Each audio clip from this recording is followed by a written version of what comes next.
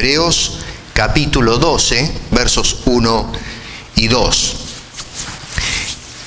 Dice el verso 1, por tanto, nosotros también, teniendo en derredor nuestra gran nube de testigos, despojémonos de todo peso y del pecado que nos asedia y corramos con paciencia la carrera que tenemos por delante, puesto los ojos en Jesús, el autor y consumador de la fe, el cual por el gozo puesto delante de él sufrió la cruz, menospreciando el oprobio, y se sentó a la diestra del trono de Dios. Vamos a orar. Padre, te consagramos tu palabra para que tú, Señor, la uses para edificación de nuestras almas y que nos proyectes en este nuevo año 2015 para llevarte gloria y honra. Te lo pedimos en el nombre de Cristo Jesús. Amén. Bueno, ¿qué es un lema? Un lema es una frase que expresa básicamente pensamientos que rigen la conducta o el comportamiento de una persona o de una comunidad. Entonces, quiero que nosotros empecemos el año 2015, mi querido hermano, hermana y los amigos que nos escuchan, que lo empecemos con un lema bíblico. Y ese lema no solamente es para nuestra persona, sino también para toda la iglesia. Es decir, que en lo que vaya a suceder en el futuro, en tu vida, en tu hogar, en tu comunidad, dentro de la iglesia, tenga un pensamiento lema que nos ayude entonces durante todo el ciclo que tenemos por delante, a menos, por supuesto, que el Señor venga antes y levante su iglesia, ¿no es cierto? Y ese lema, quiero que tal vez hagas un ejercicio, que lo escribas en un papelito y lo coloques en la refrigeradora de tu casa, que lo pongas en el escritorio, a lo mejor allí adentro de la Biblia cuando tienes el devocional cada mañana, o quizás en el espejo del baño cuando te levantas, así chiquitito para no tapar todo el vidrio, o en fin, ustedes verán, pero que lo pongan en un lugar visible para leerlo todos los días. Y el lema que quiero que escriban y pongan es: corramos con paciencia la carrera que tenemos por delante. ¿Qué tal si lo repetimos todos juntos eso? A ver, conmigo. Corramos con paciencia la carrera que tenemos por delante. Qué lindo, ¿eh? Un lema magnífico para poder regir nuestras vidas cristianas a través de todo el ciclo. Ahora, en un sentido, esta frase podría ser considerada la praxis de todo el libro de Hebreos. ¿Cómo lo ponemos en otros términos esto? Bueno, a ver, si tuviésemos la oportunidad de sentarnos adelante del escritor de Hebreos, que ya esto pasó hace 2000 años, pero si pudiésemos hablar con él y le preguntáramos, bueno, a ver, ¿qué es lo que tú quieres que nosotros hagamos al haber escrito este libro precioso que tenemos acá? Y la respuesta, o una tal vez de la respuesta que nos daría y que está plasmada ahí en la escritura, en el libro, es: quiero que corran con paciencia la carrera que tienen por delante. Es decir, la parte práctica de todo el libro. Lógicamente que hay un pensamiento o una tesis de orden teológico en todo el libro y que tiene que ver con la supremacía del Señor Jesucristo sobre todas las cosas. Es algo que argumenta este hombre a través de toda esta hermosa carta, ¿no? Ahora, la pregunta es: ¿por qué razón el escritor inculca a los recipientes de este libro, de esta carta, a correr con paciencia la carrera que tienen por delante? ¿Qué es lo que estaba pasando? Bueno, aparentemente había algunos judíos cristianos que después de haber escuchado el Evangelio, comenzaron a sentir la presión de las persecuciones que se estaban levantando contra toda gente que se profesara seguidor de Cristo. Y entonces, ya cansado de toda la presión que estaban recibiendo, el desprecio de la sociedad, amén de sus compatriotas judíos que no eran creyentes, que estaban vinculados con la antigua religión, entonces decidieron abandonar la fe cristiana y volverse a los antiguos ritos, probablemente también movidos por un poco de nostalgia de los ceremoniales y todo el ritualismo que había detrás del culto ya bien conocido por los receptores de esta carta. En algunos casos probablemente se había suscitado un enfriamiento por parte de la gente, que es algo muy común a veces hoy mismo dentro de la iglesia cristiana. Si ustedes se van al capítulo 10 en sus Biblias, ahí del libro de Hebreos, en el verso 39, noten ustedes lo que dice el escritor. Pero nosotros, los creyentes, no somos de los que retroceden para perdición, sino de los que tienen fe para preservación del alma. Así que ahí tenemos entonces a este hombre diciendo, ¿qué clase de creyentes somos nosotros?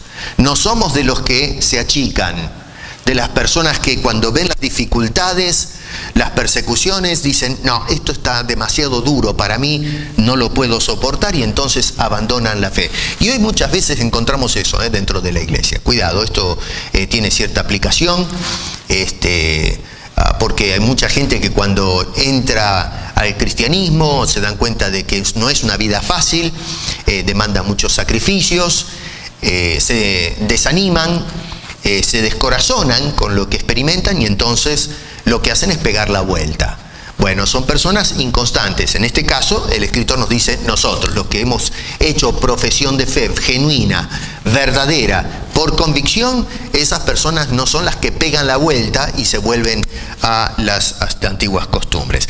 Y claro, el Señor entonces lo que va a hacer es delinear en el capítulo 11, después de ese precioso versículo, una lista larga de ejemplos de hombres y mujeres que en el pasado, en todo el capítulo 11, bien conocidos por los judíos, por supuesto, habían pasado las 1001 en sus vidas por causa de identificarse con el Dios que le había hecho promesas precisas. Y sin embargo, a pesar de las dificultades que tuvieron que encarar, una vida que no es fácil, estuvieron listos allí para seguir adelante con una confianza incólume en Dios, con una fe tremenda. Y eso es lo que enlista este señor. En otras palabras, si tuviésemos que contemporizar un poco lo que estamos diciendo, lo que el escritor está tratando de inculcarnos es, muchachos, sigan para adelante, no aflojen. Es cierto que la vida cristiana no es fácil, no es color de rosas, pero de todas maneras dice, no se echen para atrás, no vuelvan, sigan para adelante, corran con paciencia la carrera que tienen delante de ustedes. Ahora, déjame, hermano y hermana, amigo, que escuchan estas predicaciones, ¿qué cosas que no son Cristo, que son otra cosa, fuera de Cristo, impiden para que sigas corriendo la carrera que tienes por delante? Esto es algo para la reflexión personal, no tenemos que decirlo ahora, ¿no es cierto? ¿Cuáles son las cosas que te sacan del camino, te sacan del terreno, te apartan, te marginan de esa consigna que el Señor nos está dando a todos nosotros a través de la inspiración sagrada, ¿no es cierto? Eso es algo, vuelvo a repetir, para la consideración de cada uno de nosotros. ¿Qué cosas impiden que te mantengas en la raya, en la línea de esta carrera? Y si hay algo que impide ese progreso, bueno, hay que trabajar con ese asunto. Tenemos que poner manos a la obra y tratar entonces de, con la ayuda de Dios, ver cómo disipamos aquello que se convierte en un obstáculo que frena el progreso espiritual de cada una de nuestras vidas. Ahora bien, ¿cómo empezamos la carrera? Porque, cuidado, una cosa es estar en la carrera y otra cosa es el arranque. Ustedes saben que todo deportista, en este caso se tiene en mente la figura del atleta de aquel entonces, que era un corredor, probablemente corredores de relevo, de largas distancias, y se usa esto como figura para explicar la vida cristiana, que es una carrera. Y entonces la cosa es que el atleta entró al estadio a correr, pero tiene que empezar la carrera. Tiene que haber una preparación previa antes de entrar en la competencia. Porque, aunque parezca mentira, todos los creyentes tenemos que prepararnos de una forma u otra para entrar a la carrera, y luego entonces veremos cómo corremos esa competencia o esa carrera que tenemos por delante. Así que hay algunas cosas preliminares. Y la vemos a través, esas cosas preliminares las vemos a través de un vistazo general, rápido, del libro de Hebreos. Y quizás los invito un poquito a que se vayan al capítulo 1, para que veamos algunas de esas preparaciones fundamentales para empezar la carrera. Y lo primero que tenemos que hacer, escúchame bien esto, porque es de vital importancia. Esto es algo que hoy no se le está dando la debida atención. Tenemos que empezar la carrera poniendo bien nuestras bases teológicas. Este es un asunto que no nos entra en la iglesia de hoy. Hermanos, si estamos fundamentados en una forma deficiente, créanme que nuestra carrera por delante va a ser una carrera deficiente. Va a afectar nuestra vida personal en Cristo, va a afectar nuestra vida en el hogar, nuestra vida en la sociedad, nuestra vida dentro de la iglesia. Así que recuerden, una doctrina que no sirve, que está mal plantada, eso va a traer consecuencias en la forma en que nosotros nos conducimos a diario en la vida cristiana a la que hemos sido llamados a vivir. En el capítulo 1, versos 1 al 4, lo que tenemos es la introducción del Hijo. Y fíjense, por ejemplo, que dice que Dios, en el verso 1, habló a través de la historia y lo hizo de muchas formas. A través de sueños, teofanías, hablando por los profetas. Dios habló en una forma, ¿no es cierto? Cuidado, la forma en que habló en la antigüedad, a través del Antiguo Testamento, no es la misma forma que habla hoy. Atención. Pero dice que nunca estuvo sin comunicarse con el hombre. Y entonces llegó el momento, dicen estos postreros días, que nos ha hablado por el Hijo. Y entonces se van a declarar una serie de cosas acerca de ese Hijo. Fíjate, rápidamente, esto es un vistazo general. Verso 2, el Hijo es heredero de todo. Miren ahí sus Biblias. Segundo, es el creador de todo. ¿Se dan cuenta? Constituyó heredero de todo y por quien asimismo hizo el universo. Verso 3, es Dios de todo. Dice, el cual, siendo el resplandor de esa gloria de Dios y la imagen misma de su sustancia. Luego dice también que es salvador de todos los escogidos. Dice, habiendo efectuado la purificación de nuestros pecados por medio de sí mismo. Y por supuesto termina diciendo que en el verso 3, en la parte final, es soberano de todo. Está por encima de los ángeles, es superior a los ángeles. Así que noten cómo este hombre va poniendo claro a estos cristianos que andaban más o menos, les recuerda la base sólida que tenemos en la persona del Hijo, teniendo una comprensión clara desde el punto de vista teológico, es decir, la filosofía esta de la religión cristiana, para que nosotros podamos estar bien plantados, bien asentados y entonces lanzarnos en esa bendita carrera.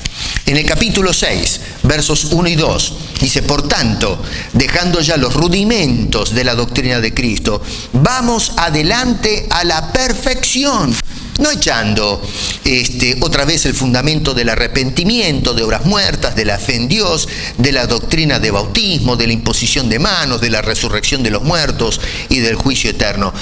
Lo que está indicando no es que estas doctrinas no sean importantes. Lo que está diciendo es que una vez que las hemos analizado, tenemos que seguir para adelante. Hay que seguir estudiando más. Hay que tratar de madurar en las cosas de Dios. A veces en los púlpitos hoy encontramos que se repiten las mismas cosas, los mismos fundamentos. Se presenta el Evangelio todos los domingos. El Evangelio es para el que no conoce a Cristo. Pero para aquellos que ya le conocen, necesitamos comer sólido, necesitamos movernos a la perfección, de buscar las enseñanzas que nos ayudan a equiparnos para asemejarnos cada vez más al Señor Jesucristo y correr la carrera que tenemos por delante en una manera más eficaz.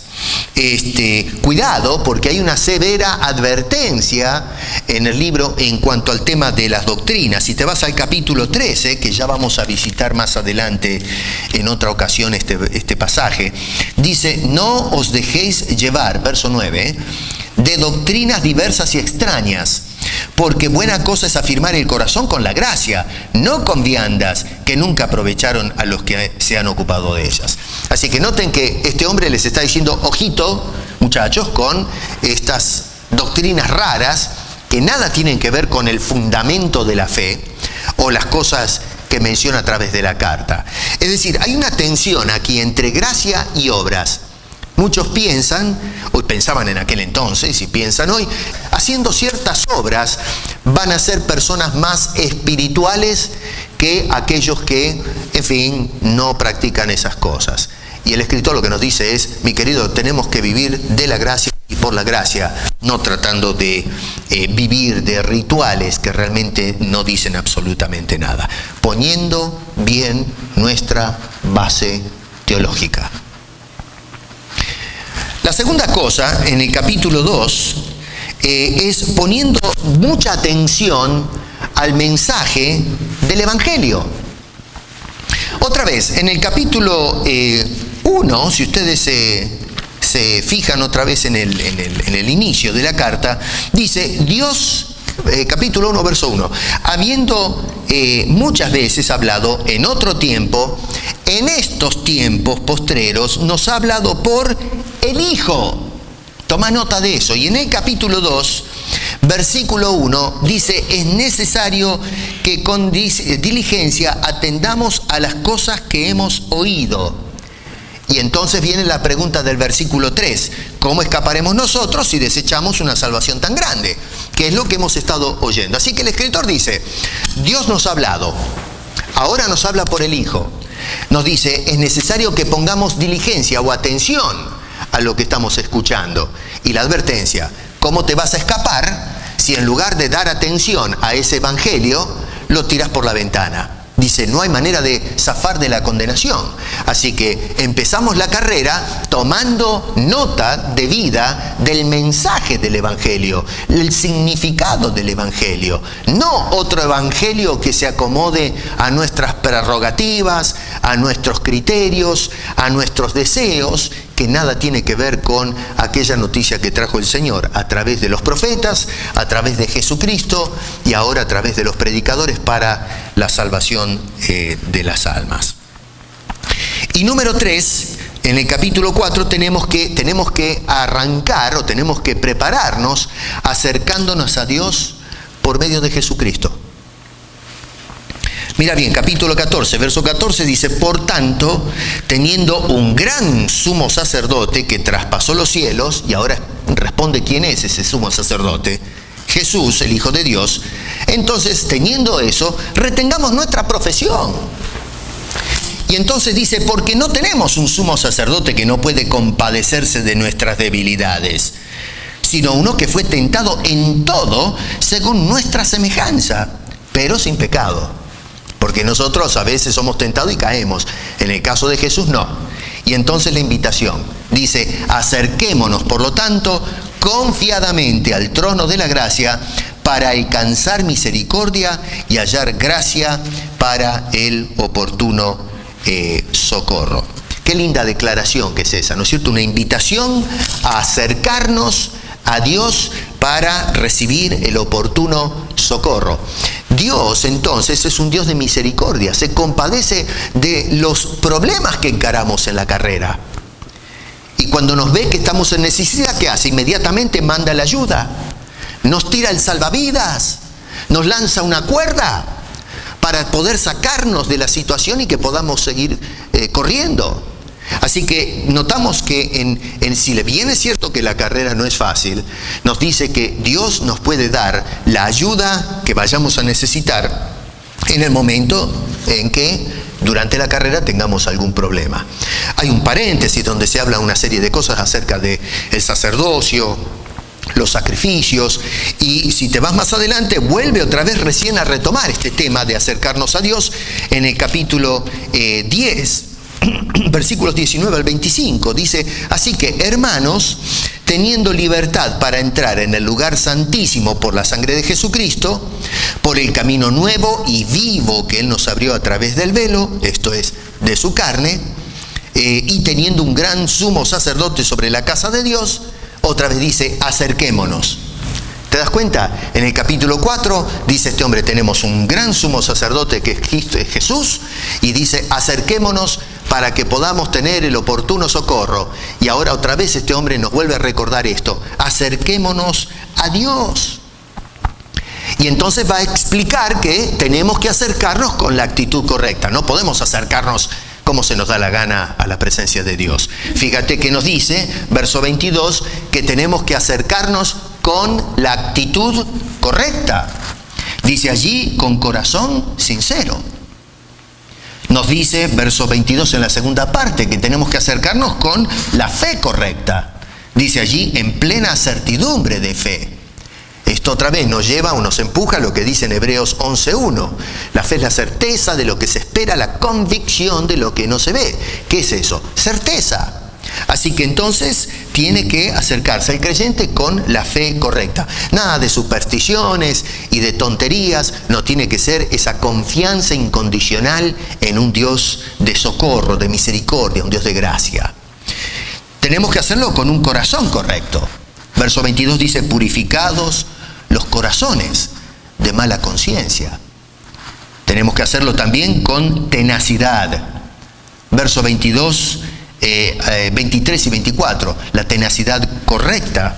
Dice: acerquémonos con corazón sincero, etc. Y 23 dice: mantengamos firme sin fluctuar nuestra profesión.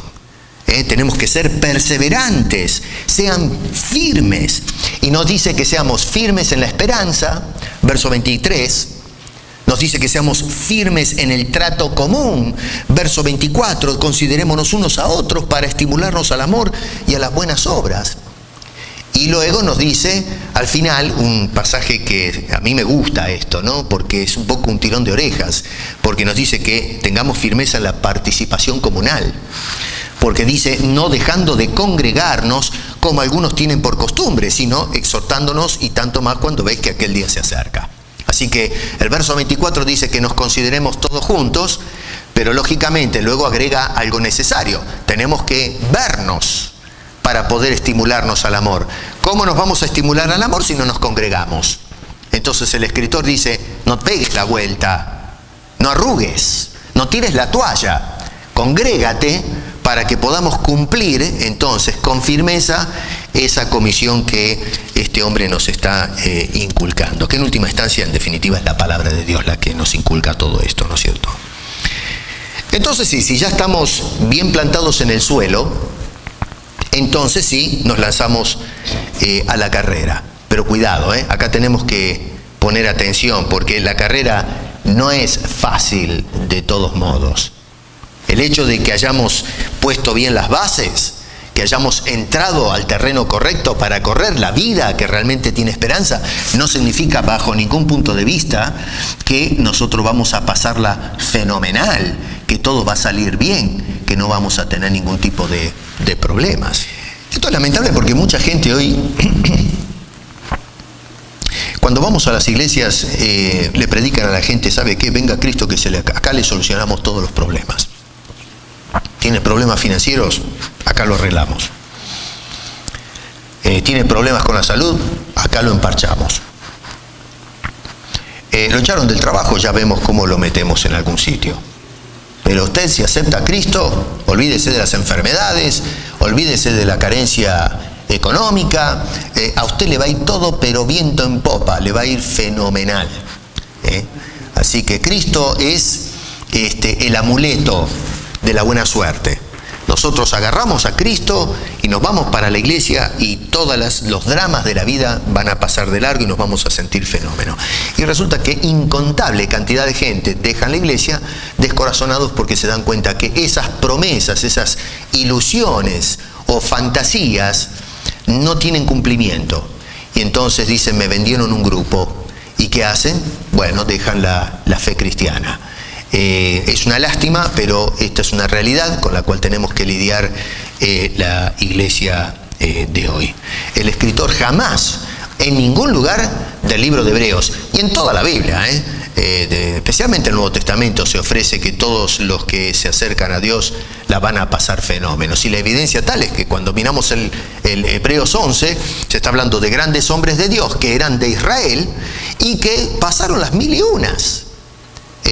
Así que acá vemos una contradicción con la teología esta liberal, contemporánea que se predica en la actualidad. Otra vez, atención con la advertencia que nos hace el escritor de Hebreos en el capítulo 13, verso 9, acerca del tema de las doctrinas. Usted dice, no os dejéis llevar de doctrinas diversas y extrañas a la palabra de Dios. ¿Qué tipo de carrera tenemos nosotros por delante? Por lo tanto, fíjense el capítulo 12, ahora sí hablamos un poquito del pasaje. Es una carrera conjunta. Una carrera conjunta. Noten que el escritor dice, corramos con paciencia la carrera que tenemos por delante. Se incluye él mismo. Él está en esa carrera que ahora nos está tratando de inculcar a nosotros.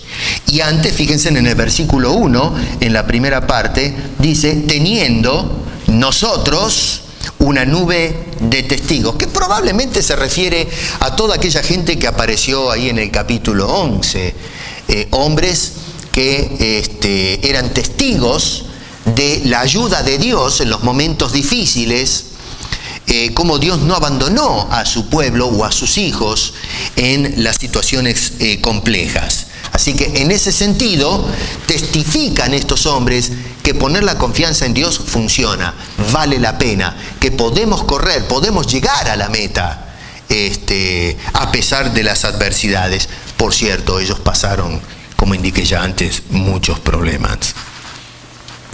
Así que lo que nos está diciendo el escritor entonces, hermano querido, es que no estamos solos en la carrera. No estás solo cuando pasas por problemas. Yo no sé, ¿no? Pero para mí esto es un consuelo tremendo. Porque a veces los problemas nos hacen un poquito egocéntricos, ¿no? No quiero decir que hay maldad en esto, es una naturaleza nuestra. Cuando estamos pasando por problemas, estamos enfermos en una cama, no nos interesa el enfermo de la otra cama. Yo estoy enfermo, me duelen los huesos, me duele todo. No estamos pensando en el otro. Queremos que nos curen a nosotros. Después sí le llevamos flores al que está al lado. Pero ahora yo quiero que me atiendan a mí. Así que cuando pasamos por problemas, perdemos de vista que hay otras personas en nuestra periferia que también sufren, que también están llorando. Cuando se trata de la fe cristiana, de la carrera de la fe, no estamos solos. Tú solo no sufres. Sufren una cantidad de creyentes alrededor de todo el mundo. Y esto es algo muy hermoso porque nos puede dar un estímulo tremendo. Es decir, que cuando nosotros entendemos que hay otras personas que sufren, podemos entonces tender una mano o recibir la ayuda de otra persona que puede entenderme perfectamente lo que estoy sufriendo. Por eso el escritor en los versos 2 y 13 dice, por lo cual levantad las manos caídas y las rodillas paralizadas y haced sendas derechas para vuestros pies, para que lo cojo no se salga del camino, sino que sea sanado. Seguid la paz con todos. Ayudad a aquella persona que se le aflojan las piernas, que está agotado, que le falta el oxígeno, si tú te sientes mejor, dale una mano. No estamos solos. Si tus piernas están doblando, pídele a Dios y pide a tu hermano, porque hay personas que te entienden perfectamente lo que estás sufriendo por causa de Cristo Jesús. Pedro nos inculca en 1 de Pedro 5:9, sabiendo que los mismos padecimientos que se van cumpliendo en vuestros hermanos en todo el mundo. Así que esta carrera es una carrera, recuerda, conjunta. No estás corriendo solo. Número 2, es una carrera que demanda disciplina espiritual. Dice el verso 1, despojándonos de todo peso y del pecado que nos asedia. Y acá tenemos una doble disciplina. Primero tenemos la autodisciplina, ¿no es cierto? Dice que tenemos que sacarnos de encima el peso. El peso que nos frena. Esa mochila que a veces llevamos y que nos va, en fin, dificultando la carrera. Bueno, esa mochila hay que echarla afuera. Hay que sacársela de encima. Dime una cosa, ¿qué cosas frenan tu carrera?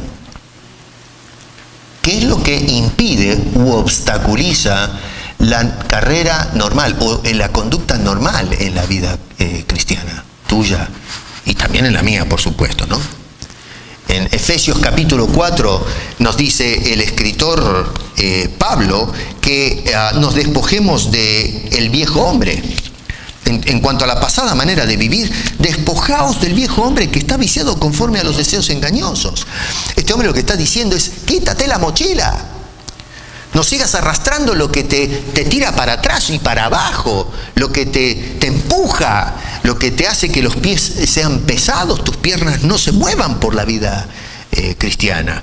Y luego si te vas a casa y lees toda esa sección del verso 22 para adelante de Efesios 4, vas a encontrar una lista de cosas que este hombre trata de inculcar a los creyentes, a los lectores de la carta de Efesios, que se saquen de encima las iras, las mentiras, la deshonestidad, las iras, las contiendas, las disensiones dentro del cuerpo de Cristo y con los demás, que vivamos una vida que no contrista al Espíritu Santo.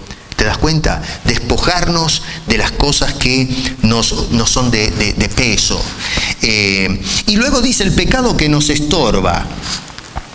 El asedio en este caso es algo envolvente, algo que nos abraza, que nos estorba para correr. Los corredores tenían que quitarse las túnicas para que no se enrieden entre los pies cuando estaban corriendo. Algunos corrían desnudos en algunos casos. No sé si en este caso se habla de corredores desnudos, tal vez tenían algo para cubrirse, pero en Grecia que se quitaban la ropa. Aquí esto no es Grecia, obviamente. Vuelvo a repetir, no sé si se corría en esas condiciones como lo hacían los griegos, pero lo menos de quitar todo aquello que pueda enredar mis pies y que me vaya de bruces en el camino y terminar perdiendo la carrera. Este hombre dice, quítate también el pecado que estorba. Tenemos que entender esto. El pecado en la vida nuestra lo que hace es estorbar la carrera. No nos permite correr una carrera oxigenada. Hay pulmones intoxicados que huelen cosas que no le ayudan a cargarse de fuerzas. El pecado nos aleja de la palabra de Dios, nos aleja del tiempo de comunión, de oración, de saber cuándo buscar la ayuda de la misericordia y la compasión divina para asistirnos en esos momentos difíciles de la carrera. Así que acá se necesita una autodisciplina. Y luego se necesita la disciplina directa del Señor. Versículos 4 en adelante, dice, aún no habéis resistido hasta la sangre combatiendo contra el pecado, y habéis ya olvidado la exhortación que como a hijos se os dirige, diciendo, hijo mío, no menosprecies la disciplina del Señor.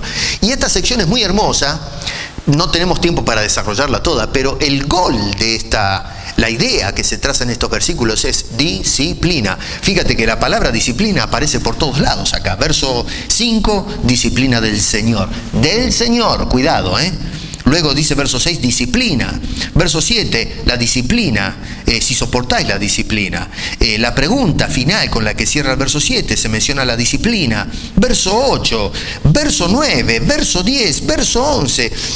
Ahí notamos que obviamente el tema central que tiene en mente este hombre es la disciplina del Señor. Dios corrigiendo, educando, ayudándonos. Y el objetivo de la disciplina del Señor es creyentes que den fruto. Fíjate, verso 11 dice, es verdad que ninguna disciplina al presente parece ser causa de gozo, sino de tristeza, pero después da fruto apacible de justicia a los que en ellas han sido ejercitados. ¿Te das cuenta?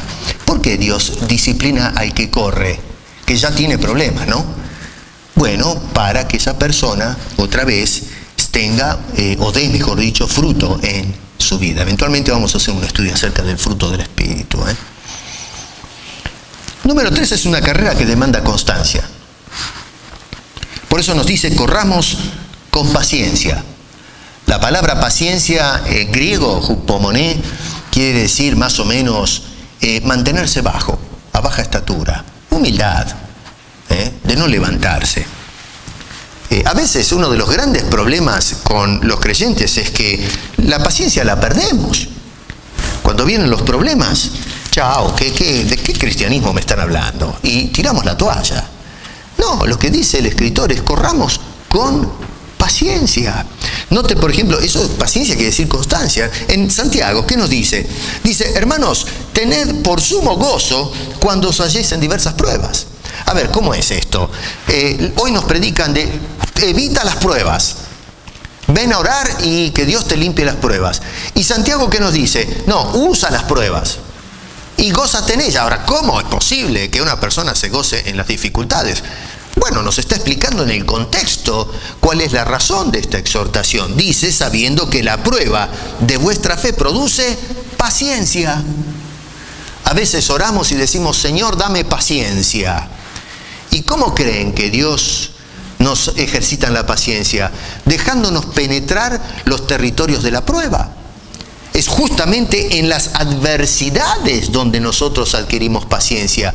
No es en la ausencia de las pruebas donde adquirimos la paciencia. Y luego dice, pero tenga la paciencia su obra completa. ¿Para qué? Dice, para que seáis perfectos y cabales sin que os falte cosa alguna. En otras palabras, no pierdas la paciencia antes de tiempo. Deja que la paciencia tenga su trabajo completo, que te desarrolle mientras vas en la carrera, para que llegues a ser un hombre completo.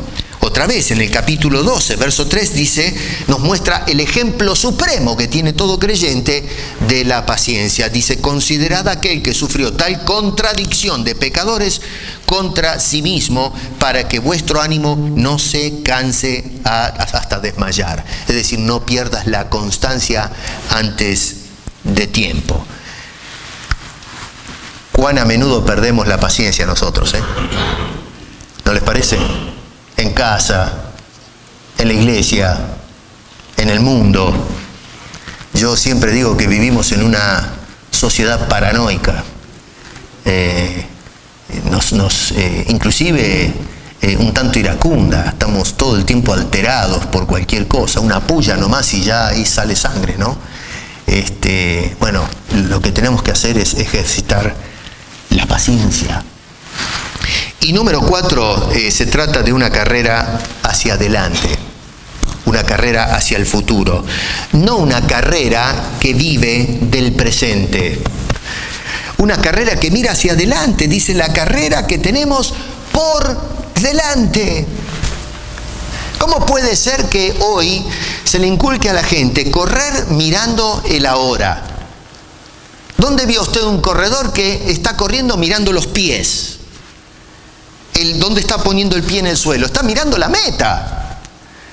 Pero el cristianismo de hoy, la predicación es que tenemos que mirar el presente, disfrutar la vida ahora. echar raíces en el momento, disfrutar esta situación, este momento que estamos viviendo. Pero el escritor nos dice que es una carrera, una carrera de cinta, de gimnasia, ¿no es cierto? Que la persona se mueve para lograr el objetivo, lograr cruzar esa cinta. Hermano querido, la vida cristiana mira al cielo, no mira a la tierra. Pónganse a pensar qué sucede si nosotros vivimos constantemente mirando las cosas de la tierra. Vamos totalmente en contra de los presagios divinos. Él dice que nosotros tenemos un futuro hermoso al cual tenemos que apuntar. Por eso Pablo en Colosenses decía que debemos poner la mira en las cosas de arriba, no en las cosas de la tierra. Tenemos que ponerla donde está sentado Cristo a la diestra del Padre, no en las cosas de aquí abajo. Así que las promesas de Dios son el cielo, no son la tierra. Entendamos eso. ¿Qué dijo Jesús? En Mateo dijo, haceos tesoros, ¿dónde? En el cielo, ¿no es cierto? No dijo, háganse tesoros en la tierra. Hoy día muchos predicadores dicen, sí, vengan a Cristo que acá van a hacer mucha plata. No, Jesús dijo, los tesoros hay que hacerlos en el otro lado, en el más allá, en el cielo, porque acá no tenemos estancia permanente. También nos advierte, Lucas por cierto, en el capítulo 9 del Evangelio, ninguno que poniendo su mano en el arado mira hacia atrás es apto para el reino de Dios. ¿Qué tal, Así que no podemos mirar para atrás, tenemos que mirar para adelante. En la carrera tenemos que mirar para el futuro. Pero cuidado, porque nos dice que también el creyente que corre mirando al futuro tiene que tener el enfoque correcto. Porque nota que dice allí, puestos los ojos en Jesús. No en otra cosa, sino en Jesús. Hermano, todos nuestros fracasos son el resultado, como cristianos, son el resultado del gran error de apartar la vista de Cristo. Cada pecado, cada falla, cada error, es ese momento en que nosotros sacamos la vista de Jesús y la hemos puesto en algo. Que puede ser en nosotros, puede ser en una tentación, puede ser en otro, puede ser en dinero, en fama, pero qué sé yo, cualquier otra cosa que no es Cristo. Otra vez, el éxito en esta carrera que menciona el escritor de Hebreos depende de que nosotros clavemos nuestros ojos en Jesús. Y nota que, dicho de paso, en esta carrera, ese Jesús es el autor y el consumador de la fe.